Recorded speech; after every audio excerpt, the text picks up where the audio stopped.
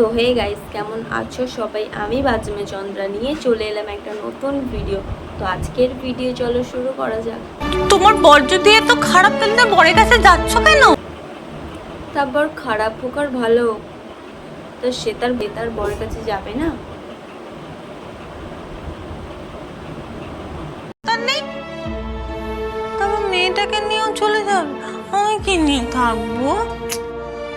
বাবা, আমি কি নিয়ে থাকবো? তো সব নাটক, কি করে থাকবো? কেন এতদিন কি ছিলেন না একা একা? দুনিকে এসছে তার জন্য পুরো দরদ উতলে পড়ছে। নিজের উনি ওনার বরকে নিয়ে থাকবে আর অন্য তার বরের সাথে থাকতে দেবেন না।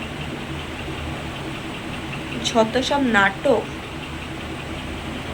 এতই যখন ওনার মেয়েকে নিয়ে থাকার শখ, আপনিও নিয়ে নিন একটা ছোট্ট বেবি। নিজে থাকছেন আপনার বরের সাথে, অন্য কাউকে তার বরের সাথে থাকতে দেবেন না। যত সব নাটক। তাছাড়া এতদিন আমাদের সাথে ছিল, এখন যদি ওর মনে হয় ও চলে যাবে, ওকে যেতে দাও। সে তো অবশ্যই। তো ওর বরের কাছেও যাবে নাকি সারা জীবন তোমার বাড়ি থেকে যাবে? হ্যাঁ, কোনো কারণে হয়তো তোমার বাড়ি ছিল, তা বলে যে সারা জীবন তোমার বাড়ি সে থেকে যাবে তার তো কোনো কথা নয়। কিছু বলছিস না কেন? মা স্বামীর সাথে ওর সম্পর্ক ভালো হয়ে গেল, শ্বশুর বাড়িতে সারা জীবনের জন্য থেকে গেল।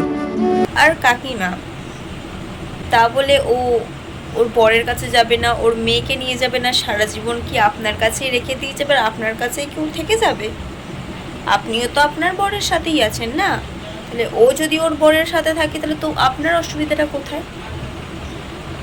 নিজে থাকবে আপনার বরের কাছে ছেলে নিয়ে, আর ওর সংসার কি ও নিজে করবে না? সব সময় কি আপনার কাছেই থাকবে?